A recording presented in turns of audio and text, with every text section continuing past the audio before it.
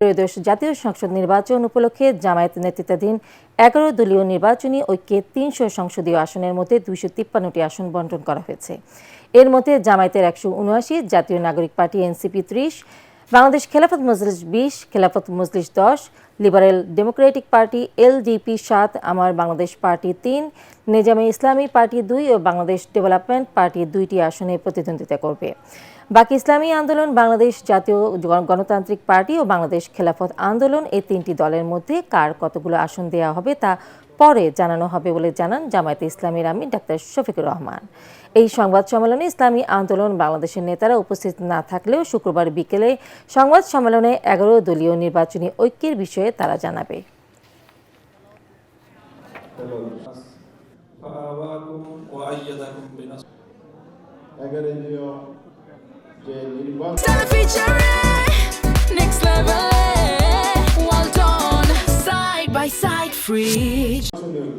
বাংলাদেশ জামাত ইসলামী 179, জাতীয় নাগরিক party 30, Bangladesh Khelafat Majlis 20, LDP 7, Khelafat Majlis 10, Nizam-e ইসলাম party 2, আমার Bangladesh party 3, Bangladesh development party 2। এই পর্যন্ত আমাদের আসন কনফার্ম করা যেগুলো সেগুলো আমরা ঘোষণা করলাম। আমাদের প্রতিটি আসনে ওয়ান বক্স পলিসির মাধ্যমে এই 11 দলীয় নির্বাচনী ঐক্যের পক্ষ থেকে যাকে যেই আসনে মনোনীত প্রার্থী হিসেবে চূড়ান্ত ঘোষণা দেওয়া হবে তার পক্ষে সম্মিলিতভাবে আমরা সকল দলের নেতাকর্মী এবং দেশবাসীকে একসাথে কাজ করার উদাত্ত আহ্বান জানাবো। আমাদের কোনো দলের প্রার্থী থাকবে না আজকে ঘোষণার পর থেকে। সেটা আমাদের এই নির্বাচনী সমঝোতা বা 11 দলীয় নির্বাচনী ঐক্য তাদের প্রার্থী হিসেবে তারা বিবেচিত হবে। তারা নিজেদের নিয়ে আরো বোঝাপড়া করছেন, তাদের সাথে আমাদের নিয়মিত যোগাযোগ আছে। তারা চূড়ান্ত সিদ্ধান্ত জানাবেন, আমরা আশা করি তারা আমাদের সাথে থাকবেন ইনশাআল্লাহ। জুলাই যোদ্ধাদের দায় মুক্তি ও আইনি সুরক্ষা দিতে অধ্যাদেশ অনুমোদন দিয়েছে অন্তর্বর্তী সরকার। প্রধান উপদেষ্টা ডক্টর মোহাম্মদ ইউনূসের সভাপতিত্বে উপদেষ্টা পরিষদের বৈঠকে এই অনুমোদন দেওয়া হয়। পরে সংবাদ সম্মেলনে আইন উপদেষ্টা আসিফ নজরুল জানান, জুলাই গণঅভ্যুত্থানকারীদের বিরুদ্ধে ফৌজদারি মামলা হলে তা প্রত্যাহার করবে সরকার। একই সাথে এখন থেকে নতুন কোনো মামলা করাও যাবে না। বিস্তারিত জানাচ্ছেন একরামুল হক সায়েম। প্রধান উপদেষ্টা ডক্টর মোহাম্মদ ইউনূসের সভাপতিত্বে অনুষ্ঠিত হয় উপদেষ্টা পরিষদের বৈঠক। এতে 2024 সালের গণঅভ্যুত্থানকারীদের দায় মুক্তি ও আইনি সুরক্ষা অধ্যাদেশ অনুমোদন দেওয়া হয়। ফরেন সার্ভিস একাডেমিতে ব্রিফিংয়ে আইন উপদেষ্টা অধ্যাপক আসিফ নজরুল জানান, 5-7 দিনের মধ্যে গেজেট জারির মাধ্যমে অধ্যাদেশটি আইনে পরিণত হবে। আমাদের মহান মুক্তিযুদ্ধের পরে যখন দায় মুক্তি আইন করা হয়, সেই দায় মুক্তি আইন করাকালে 1972 সনের মুক্তিযুদ্ধ কিন্তু আমাদের শেষ হয়েছিল 1971 সনের 16 ডিসেম্বরে বিজয় অর্জনের মাধ্যমে। কিন্তু ওখানে দায় মুক্তি দেওয়া হয়েছিল ফেব্রুয়ারির 29 তারিখ 1972 পর্যন্ত।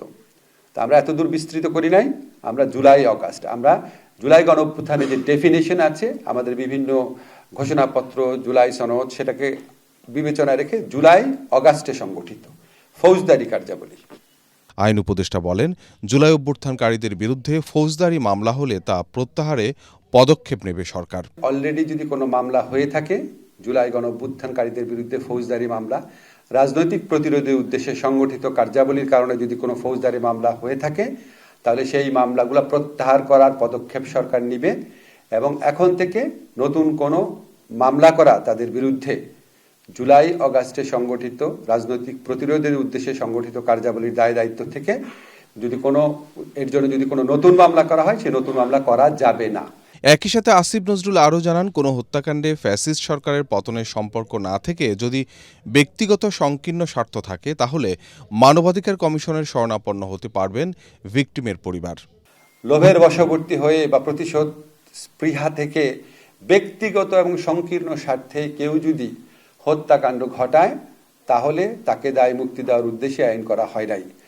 এখন প্রশ্ন আসতে পারে, কোন হত্যাকাণ্ডটা আপনার রাজনৈতিক প্রতিরোধের প্রক্রিয়ায় হয়েছে আর কোন হত্যাকাণ্ডটা ব্যক্তি এবং সংকীর্ণ স্বার্থে করা হয়েছে, যেটার সাথে রাজনৈতিক প্রতিরোধের সম্পর্ক নাই। এটা নির্ধারণের দায়িত্ব আমরা দিয়েছি মানবাধিকার কমিশনকে। জাতিসংঘের প্রতিবেদন অনুসারে জুলাই আগস্টে অভ্যুত্থানের সময় নিরাপত্তা বাহিনী ও আওয়ামী লীগ কর্মীদের গুলিসহ বিভিন্ন সংঘাতে ১৪০০ জন হত্যাকাণ্ডের শিকার হন। সে সময় অভ্যুত্থানকারীদের প্রতিরোধমূলক কার্যক্রমেও কিছু মৃত্যুর ঘটনা ঘটে। ইকরামুল হক সায়েম, এটিএন বাংলা, ঢাকা। নির্বাচন কমিশনের পোস্টাল ব্যালটের ভুলে বিএনপি ক্ষতিগ্রস্ত হচ্ছে বলে মন্তব্য করেছেন দলটির স্থায়ী কমিটির সদস্য সালাউদ্দিন আহমেদ। বিষয়টি নিয়ে নির্বাচন কমিশনের ব্যাখ্যা চেয়েছে বিএনপি।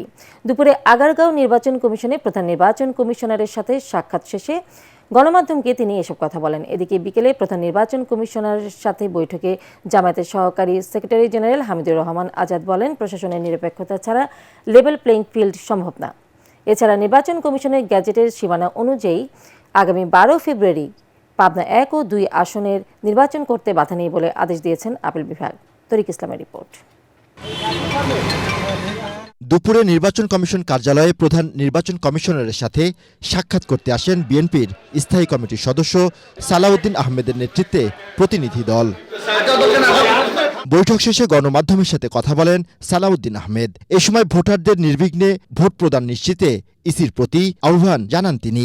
বিভিন্নভাবে সোশ্যাল মিডিয়াতে ভিডিও আকার আসছে, এক একটা বাসায় 200-300 করে ব্যালট পাওয়া যাচ্ছে, কোথাও কোথাও জব্দ করা হচ্ছে, কোথাও কোথাও এখনই ভোটিং শুরু হয়ে গেছে, যেটা 22 তারিখে হওয়ার কথা, এবং কোথাও কোথাও বলছে একজনের নাম্বার দিয়ে আরেকজনের পোস্টাল ব্যালট গ্রহণ করছে। এইভাবে অনেক কিছু নিয়ম হয়েছে।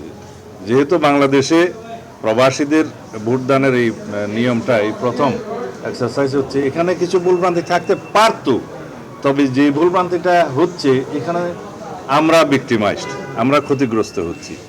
পরে বিকেলে সিসির সাথে সাক্ষাৎ করতে আসেন জামায়াতের প্রতিনিধি দল। এ সময় জামায়াতের সহকারী সেক্রেটারি জেনারেল হামিদুর রহমান আজাদ বলেন, সুষ্ঠু ভোট অনুষ্ঠানে প্রশাসনের নিরপেক্ষতা নিশ্চিত করতে হবে। জনগণ যখন দেখে এই গভর্নমেন্ট এই কমিশনের সহায়তায় কেউ বিশেষ সহায়তা পাবে, সুবিধা পাবে, সেটা আমাদের এই নির্বাচনের ভোটারদের উপর ইনফ্লুয়েন্স তৈরি করবে। এটা ইনজাস্টিস, এটা অন্যায়, এটা বন্ধ করতে হবে। এদিকে সকাল থেকে নির্বাচন কমিশনে চলছে 6ষ্ঠ দিনের মতো আপিল শুনানি। শুনানি শেষে প্রার্থীদের সম অধিকার ও মব সন্ত্রাস রুখতে ইসির প্রতি আহ্বান জানান জাতীয় পার্টির প্রার্থীরা। জাতীয় পার্টিকে নির্বাচন থেকে বাইরে রাখার জন্য এবং জাতীয় পার্টির বিরুদ্ধে উদ্দেশ্য প্রণীতভাবে একটা চক্র বিভিন্নভাবে মুভ করছে, মিছিল মিটিং করছে। আমরা সরকারের প্রতি আহ্বান জানাবো, এই মবতন্ত্রকে বন্ধ করতে হবে, অবাধ, সুষ্ঠু এবং নিরপেক্ষ নির্বাচন নিশ্চিত করতে হবে। এদিকে আগামী 12 ফেব্রুয়ারি পাবনা 1 ও 2 আসনের নির্বাচন করতে বাধা নেই বলে আদেশ দিয়েছেন আপিল বিভাগ। সকালে শুনানিতে এই আদেশ দেন প্রধান বিচারপতির নেতৃত্বাধীন আপিল বিভাগ। তরিক ইসলাম, এটিএন বাংলা, ঢাকা।